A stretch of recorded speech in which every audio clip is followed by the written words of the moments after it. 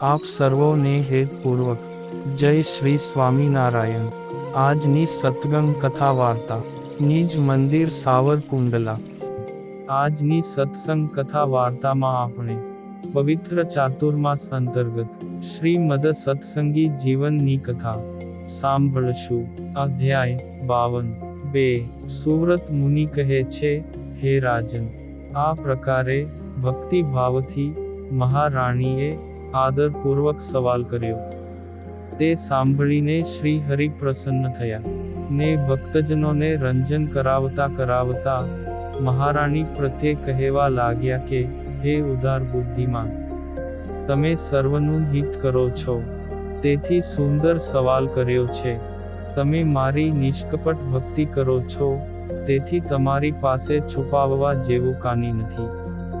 હે મહારાણી, મનુષ્યોના જે સનાતન ધર્મો કહ્યા છે, તે ધર્મો દેવર્ષિ નારદે ધર્મરાજ યુધિષ્ઠિર પ્રત્યે શ્રીમદ ભાગવતમાં કહ્યા છે, તે હું તમને જણાવું છું।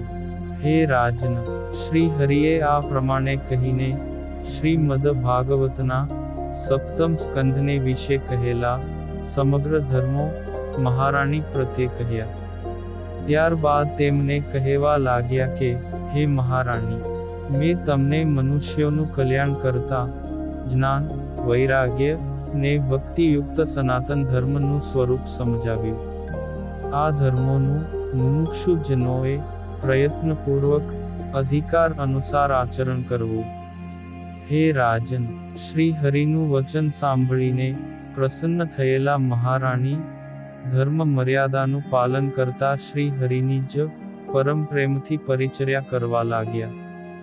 ભગવાન શ્રી હરિ આ પ્રકારે એકાંતિક ધર્મનો બોધ કરાવતા પ્રશ્નોત્તરથી પ્રતિદિન મહારાણી અને અન્ય ભક્તવૃંદને આનંદ ઉપજાવતા ધર્મપુરમાં સુખપૂર્વક નિવાસ કરીને રહ્યા છે। 5 દિવસ પર્યંત મહારાણીના રાજ્ય ભુવનમાં નિવાસ કરીને શ્રી હરિએ ત્યાંથી જવાની ઈચ્છા કરી, છતાં પણ રાજ રાણીના અનન્ય પ્રેમને આધીન થઈ તેમની પ્રાર્થનાથી શ્રી હરિ 1 માસ સુધી રોકાયા। ધર્મપુરમાં નિવાસ કરતા ભગવાન શ્રી હરિએ જેઠ સુદ પૂર્ણિમાને દિવસે મહારાણીને માધ્યમ કરીને પૂજાની અનેક સામગ્રી ભેળી કરાવીને શ્રી કૃષ્ણ પરમાત્માનો શંખોદકથી અભિષેક કરીને મહોત્સવ ઉજવ્યો। ભક્તને આધીન જગદગુરુ ભગવાન શ્રી હરિ આ પ્રકારે મહારાણીને સંતોષ પમાડીને અભય રાજાને આપેલા વરદાનનું સ્મરણ કરતા ત્યાંથી દુર્ગપુર જવા નીકળ્યા। સ્વયં મહારાણી શ્રી હરિને વળાવવા માટે દૂર સુધી પાછળ ચાલ્યા। એમના નેત્રોમાંથી વિરહના અશ્રુ બિંદુઓ વહી રહ્યા હતા। પુરજનો પણ શ્રી હરિને વળાવવા માટે પાછળ અનુસરતા હતા। મહાપ્રયાસે કુશળ કુંવરબાઈને સમજાવીને પાછા વાળ્યા અને શ્રી હરિ દેવકી તીર્થમાં આવ્યા। શ્રી હરિએ આ તીર્થના સમગ્ર વિધિનું અનુષ્ઠાન કર્યું ને અજ્ઞાની જીવોને બોધ આપવા માટે પ્રભાવશાળી સંતવૃંદને દેશ દેશાંતરમાં મોકલ્યા। ત્યારબાદ ભગવાન શ્રી હરિએ પોતાની સાથે આવેલા દેશાંતરના સમગ્ર ભક્તજનોને પણ પોતપોતાના દેશમાં જવા માટે આજ્ઞા આપી। પ્રતિદિન પોતાના સેવાપરાયણ મુકુંદાદિક બ્રહ્મચારી સંતવૃંદ, રતનજી વગેરે પાર્ષદો, સુરાખાચર વગેરે ઘોડેસવારોની સાથે શ્રી હરિ અશ્વ પર આરૂઢ થઈને તાપી નદીએ પધાર્યા।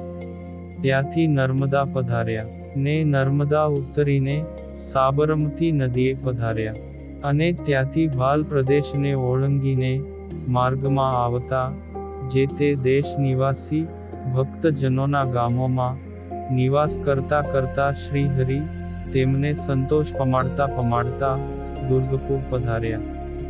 શ્રી હરિ ગઢપુર પધાર્યા છે એવા સમાચાર સાંભળતાની સાથે જ અભય રાજા અને તે પુરના મનુષ્યો તત્કાળ પોતાના કાર્યનો ત્યાગ કરીને દોડતા દોડતા આદરપૂર્વક શ્રી હરિની સન્મુખ ગયા. ગઢપુરની સીમમાં પધારેલા શ્રી હરિના દર્શન કરતાની સાથે જ સમગ્ર ભક્તજનોના નેત્રોમાં હર્ષના અશ્રુ બિંદુઓ ટપકવા લાગ્યા. બહુકાળ પછી તેમના દર્શન થવાથી ભક્તજનોના ચિત્ત આકુળ વ્યાકુળ થયા ને તેઓ સાષ્ટાંગ પ્રણામ કરવા લાગ્યા. ભગવાન શ્રી હરિએ પણ સર્વ ભક્તજનોને યથાયોગ્ય સન્માન આપ્યું ને પુરમાં પ્રવેશ કરીને અભય રાજાના રાજ દરબાર ગઢમાં બિછાવેલા પરેમ પર બિરાજમાન થયા. જયા, રમા, લલિતા વગેરે સ્ત્રી ભક્તજનો પણ શ્રી હરિના દર્શન કરીને હર્ષઘેલા બન્યા. શ્રી હરિના દર્શનથી તેમનો વિરહજન્ય તાપ દૂર થયો, તેમજ અભય રાજા પણ સહપરિવાર અતિશય આનંદ પામ્યા. તેમજ ભક્તજનો શ્રી હરિને સત્ય પ્રતિજ્ઞા વાળા જાણીને તેમની સેવા પરાયણ બન્યા. ભગવાન શ્રી હરિ જે ભક્તજનોને જે સેવા બતાવતા તે સર્વે ભક્તજનો પોતાને કૃતાર્થ સમજી હર્ષપૂર્વક સેવા કરવા લાગ્યા.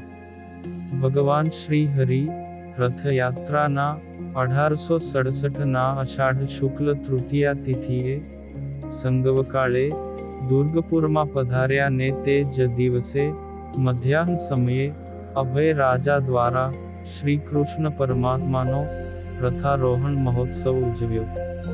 સેવક વર્ગની સાથે દુર્ગપુરમાં નિવાસ કરતા શ્રી હરિએ દેશ દેશાંતરમાં છુપી રીતે નિવાસ કરીને રહેલા અધર્મનું અન્વેષણ કર્યું અને જ્યાં જ્યાં અધર્મનો પ્રવેશ સંભળાયો તે સ્થળે જઈને તેનો વિનાશ કર્યો. કોઈ વખત સંતવૃંદ દ્વારા વિનાશ કર્યો. આ પ્રકારે અનેક ઉપાયો દ્વારા ધર્મનું સ્થાપન કર્યું. ધર્મનું સ્થાપન કરતા ધર્મ ધુરંધર શ્રી હરિ ગઢપુરમાં નિવાસ કરીને ભક્તજનોને આનંદ ઉપજાવતા તેમજ ભક્તજનોના કલ્પવૃક્ષ સમાન શ્રી હરિ દેશાંતર નિવાસી ભક્તજનોના ગામમાં પધારીને ઉત્સવ સમયા ઉજવતા ને વારંવાર ભક્તજનોના ગામમાં વિચરણ કરીને ફરીથી દુર્ગપુર આવીને નિવાસ કરતા હતા. હે રાજન, તમે શ્રી હરિના ચરિત્રો સંબંધી સવાલ કર્યો. તે ચરિત્ર કલિયુગના મેલને ધોનાર છે. તેનું મેં તમને શ્રવણ કરાવ્યું. આ ચરિત્રનું આ લોકમાં કોઈ ગાન કરશે તેમજ સાંભળશે તેના બાહ્ય અને આંતર શત્રુઓનો નિશ્ચય પરાજય થશે અને ઈચ્છિત સુખને પ્રાપ્ત કરશે. ઇતિ શ્રીમદ સત્સંગી જીવને નારાયણ ચરિત્રે ધર્મશાસ્ત્રે દ્વિતીય પ્રકરણે ધરમપુરમાં રાજરાણી કુશળ કુંવર બા આદિકને આનંદ આપીને ભગવાન શ્રી હરિ ગઢપુર પધાર્યા એ નિરૂપણ નામે 52મો અધ્યાય સંપૂર્ણમો. ઇતિ શ્રી સત્સંગી જીવન દ્વિતીય પ્રકરણ સમાપ્તમ. અને હવે પછીની કથા વાર્તા આપણે આગળના ભાગમાં સાંભળશું. અત્યારે આપ સર્વોને ભાવથી જય શ્રી સ્વામિનારાયણ.